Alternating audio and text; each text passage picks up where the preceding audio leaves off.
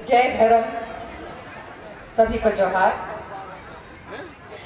मंच पर उपस्थित माननीय विधायक श्री रामेश्वर उरांव,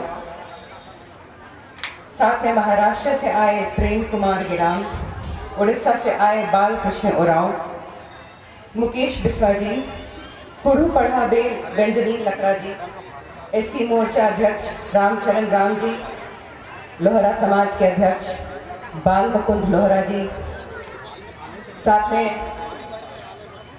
राजी पढ़ा प्रार्थना सभा के सभी सदस्य सोमे उरांव दा, सोमदेव दा, मनी उरांव, सुधु दादा, जलेश्वर दादा,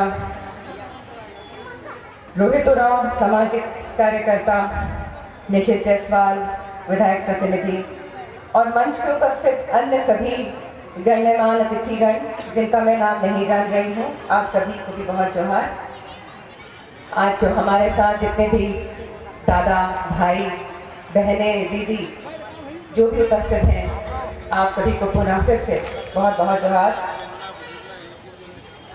आज भगवान बिरसा मुंडा की 150वीं जयंती, साथ में झारखंड स्थापना दिवस।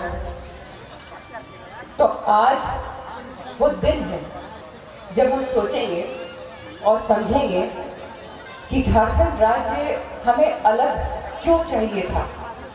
आज झारखंड राज्य का स्थापना दिवस है। बिरसा भगवान का नारा था, अबुआ दिशुम अबुआ राज, हमारी धरती हमारी सरकार, यानी हमारा घर है तो हम चलाएंगे। इसीलिए हमें अलग राज्य चाहिए था कि हमारे राज्य के सारे निर्णय हम लें, हमारा घर हम चलाएं। वो निर्णय चाहे सही हो गलत हो, लेकिन हमारा अपना हो, हमारा अपना निर्णय। इसीलिए हमें अलग राज्य चाहिए था। आज 25 साल का झारखंड राज्य हो गया है, युवा झारखंड है।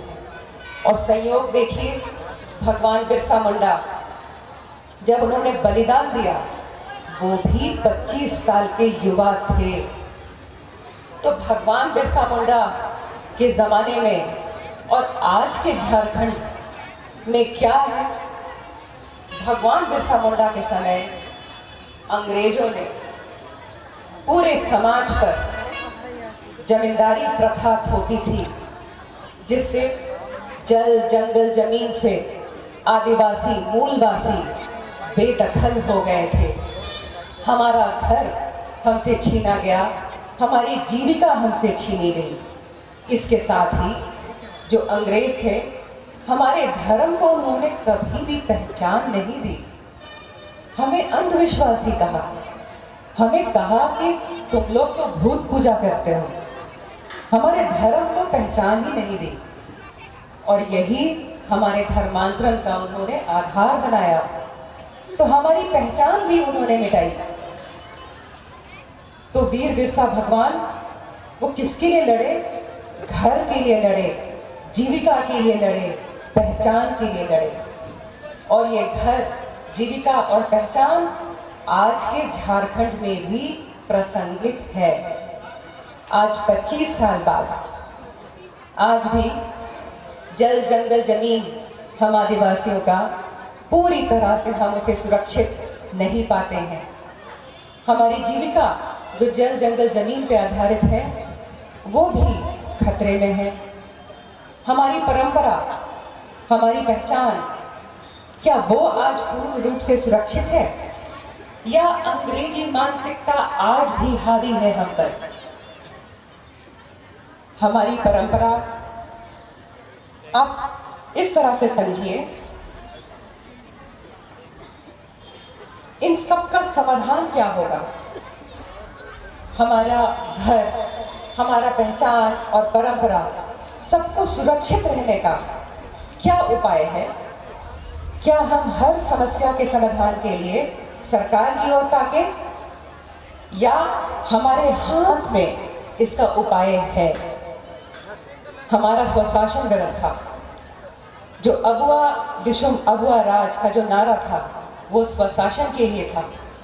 और हमारा जो पारंपरिक व्यवस्था है, ओरांव का पढ़ा, मुंडा का पढ़ा व्यवस्था, खड़िया समाज का डोकलो सोहर व्यवस्था, संथाली का माझी परगना महल और हो समाज का मानकी मुंडा, ये जो पारंपरिक व्यवस्था है, यही हमारा स्वशासन व्यवस्था है। और यही स्वशासन व्यवस्था हर चीज का उपाय है। यही स्वशासन व्यवस्था अगर मजबूत हो तो हमारा जल, जंगल, जमीन भी सुरक्षित रहेगा। यही स्वशासन व्यवस्था अगर मजबूत हो तो हमारा परंपरा भी सुरक्षित रहेगा। संविधान में, जो भारत का संविधान है, उसमें आदिवासी शब्द नहीं है। उसमें एक शब्द है रूढ़िजन्य प्रथाएं, यानी कस्टमरी लॉ। यानी हम आदिवासियों की जो पहचान है वो रूढ़िजन्य प्रथाओं से है, कस्टमरी लॉ से है। और ये जो पारंपरिक व्यवस्थाएं हैं जिनकी मैं बात कर रही हूँ, इनका मुख्य काम है सारे प्रथाओं को संचालन करना, सुरक्षित रखना। इन पारंपरिक व्यवस्थाओं का, पढ़ा का यही काम है। पढ़ा सामाजिक और धार्मिक दोनों व्यवस्था है, उसका काम दोनों को सुरक्षित रखना है। अभी जलेश्वर दादा ने पेशा कानून की बात की, तो 25 साल में एक और काम हुआ है। पेशा कानून ठंडे बस्ते से निकल चुका है और अब चूंकि अब आचार संहिता अब हट चुका है, घाटशिला के चुनावी घोषणा भी हो चुकी है रिजल्ट की, तो अब उम्मीद है कि पेशा नियमावली जल्द से जल्द लागू होगी। इसका श्रेय किसको जाता है नियमावली बनाने को? जलेश्वर दादा मुझे इसका श्रेय दे रहे थे। मैं आप सबको बताना चाहूँगी कि जैसे हमारे समाज, पूरे समाज का इसमें योगदान है। मैं राजी पढ़ा प्रार्थना सभा के सभी सदस्यों को धन्यवाद करती हूँ, क्योंकि उनके सहयोग से भी ये पेशा नियमावली बनी है। उस प्रकार संथाली समाज, हो समाज, मुंडा समाज, खड़िया समाज, सभी समाज के आदिवासियों ने ये नियमावली बनाने में हमारी मदद की है। ये जो रूढ़िजन्य विधि है, पेशा कानून उसको ताकत देता है। पेशा कानून धार्मिक प्रथाएं और सामाजिक प्रथाओं दोनों को सुरक्षित रखता है। तो इसीलिए पेशा कानून जो है वो हमारे समाज के लिए अमृत है। जितनी भी रूढ़िजन्य विधियां हैं, आखिर ये हमारे पूर्वजों ने क्यों बनाई थी?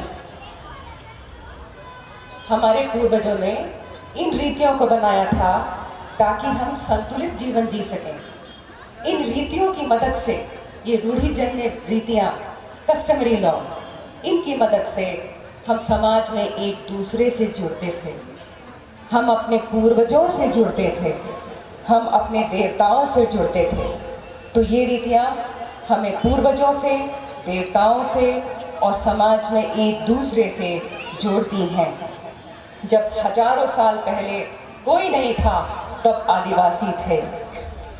और जब लोकतंत्र भी नहीं था, लोकतंत्र के पहले से ये पारंपरिक पढ़ा था, जो कि लोकतांत्रिक मूल्यों पर आधारित था। जब ये पढ़ा और पारंपरिक व्यवस्था अगर मजबूती से चलेगा, तो ही हजारों सालों तक भी हमारे आदिवासियत, हमारी पारंपरिक विरासत मजबूत रहेगी, सुरक्षित रहेगी। क्योंकि जब हम अपने परंपरा की रक्षा करेंगे, तो ही परंपरा भी हमारी रक्षा करेगी। तो पेशा नियमावली इस प्रकार से हमारे समाज के, धर्म के और प्रथा के और सामाजिक प्रथा के लिए बहुत जरूरी है। साथ में जितने भी अगर आज हमारे साथ उपस्थित हैं ग्राम सभा के महतो, पाहन पुजार, कोटवार, अगर आप सभी उपस्थित हैं तो आपको ये जानना जरूरी है, पेशा नियमावली आपको कोर्ट कचहरी का ताकत दे रहा है। जिस तरह से कोर्ट कचहरी में सुनवाई होती है, वैसे ही आपके ग्राम सभा में होगी। और अगर आप इसके निर्णय से खुश नहीं हैं, तो आप कोर्ट नहीं जाएंगे, आप बहुस्तरीय व्यवस्था में जाएंगे। यानी आप 7 पढ़ा 22 पढ़ा, और अगर जो दूसरी व्यवस्था है मूली पढ़ा, पादा पढ़ा, राजी पढ़ा, उसमें आप अपना जो है अपील करेंगे अगर आप नीचे के निर्णय से खुश नहीं हैं। जो जमीन है, जो हमारे लिए सबसे महत्वपूर्ण मुद्दा है आज, तो जमीन का हर विवाद ग्राम सभा ही सुलझाएगा। और अगर ग्राम सभा के निर्णय से कोई भी गांववासी खुश नहीं है तो वो कोर्ट जाने की उसको जरूरत नहीं है। वो दिन चले गए जब कोर्ट के आपको साल साल भर चक्कर काटने पड़ते थे। अब आप ग्राम सभा में ही अपने जमीन विवादों का या परिवार के विवादों का सुनवाई कर सकते हैं और अपने पढ़ा में ही इस समस्या का समाधान ढूंढ सकते हैं। आपको कोर्ट जाने की जरूरत नहीं पड़ेगी। इसी के साथ मैं ये भी आपको याद दिलाना चाहूँगी, आज भगवान बिरसा मुंडा की जयंती है। आज हम उनको याद कर रहे हैं, उनको सम्मान कर रहे हैं, अपने पूर्वजों को याद कर रहे हैं, उनके बलिदान को याद कर रहे हैं। लेकिन इसको सिर्फ हम केवल किसी किसी निर्धारित दिन को याद ना करें, हम इन्हें प्रतिदिन अपने अपने संस्कार में लाएं। हम भी वीर बिरसा बने, हम भी वीर बिरसा बने, क्योंकि आज भी उलगुलान की जरूरत है। भगवान बिरसा मुंडा के समय अंग्रेजों के खिलाफ उलगुलान हुआ, आज हमें पारंपरिक उलगुलान की जरूरत है। तो हम अपने अंदर के वीर बिरसा को जिंदा रखें। अपनी वाणी को विराम देने के पहले मैं एक कोर्ट का निर्णय आया है, अभी छत्तीसगढ़ हाई कोर्ट उच्च न्यायालय का एक निर्णय आया है जिसका बहुत ही संक्षेप में आपको जानकारी देना चाहूंगी। हाई कोर्ट में कुछ समूह ने एक याचिका की।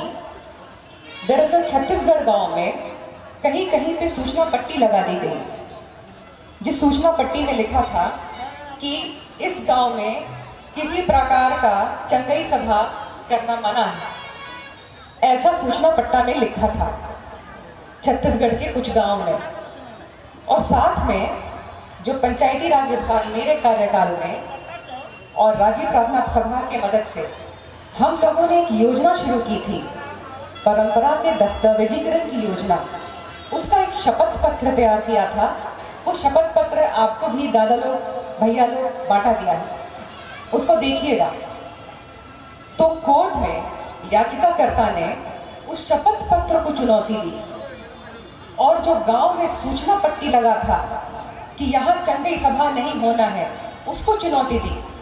उन्होंने कहा कि ये जो सरकार की योजना है, परंपरा का दस्तावेजीकरण और ये शपथ पत्र है और गांव में जो सूचना पट्टा लगा है, ये असंवैधानिक है। हम चंगई सभा कर सकते हैं, हम अपने धर्म का प्रचार कर सकते हैं। तो कोर्ट ने क्या निर्णय दिया? कोर्ट ने निर्णय दिया कि नहीं, अपने धर्म की रक्षा करना, अपने परंपरा की रक्षा करना संवैधानिक अधिकार है। यानी गांव में अगर ग्राम सभा निर्णय लेता है कि हम चंगई सभा नहीं होने देंगे तो ये संवैधानिक है। ऐसा हाई कोर्ट माननीय उच्च न्यायालय ने ऐसा निर्णय दिया। ये समाज के लिए बहुत ही ऐतिहासिक निर्णय है। आज अंत में मैं यही कहना चाहूंगी कि हजारों सालों से हमारे पूर्वजों ने हमें यहाँ लाकर खड़ा किया है। आज हमारे पास जो भी है पारंपरिक धरोहर हमारे पूर्वजों का दिया हुआ है। अब यहाँ से आगे कैसे जाना है, ये आप सबके ऊपर। अब आप समाज के भाई बहन, भैया, दीदी, दादी, आप लोग आगे का रास्ता दिखाएंगे। जो पूर्वजों ने जिम्मेदारी दी है उसे निभाएंगे, ताकि हजारों सालों तक भी हम लोग मजबूत रहें, हमारी परंपरा मजबूत रहे। जय धर्म, जय आदिवासी, जय झारखंड।